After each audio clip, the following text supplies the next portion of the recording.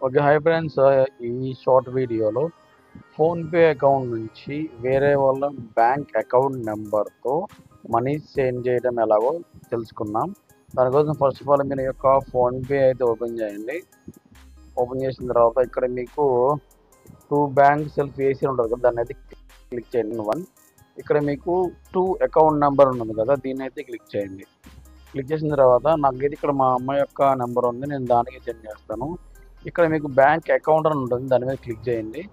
Click చేసిన తర్వాత మీరు ఎవరికైతే మనీ సెండ్ చేయాలో వాళ్ళది ఏ బ్యాంక్ అకౌంటో చూసి దాన్ని క్లిక్ చేయండి. నేనైతే స్టేట్ బ్యాంక్ ఆఫ్ ఇండియా అని సెలెక్ట్ చేసుకుంటున్నాను. ఇక్కడ మీకు అకౌంట్ నెంబర్ ఉంటే చాలు. నేనైతే అకౌంట్ నెంబర్ అయితే ఇచ్చేసాను. ఇక్కడ మీకు వెరిఫైడ్ అకౌంట్ హోల్డర్ నేమ్ ఉంటుంది. మీరు ఒకసారి నేమ్ చెక్ చేసుకోండి. చెక్ చేసుకొని ప్రొసీడ్ టు పే అని క్లిక్ చేసి మీరు అమౌంట్ అనేది వారికి సెండ్ చేయొచ్చు అనమాట.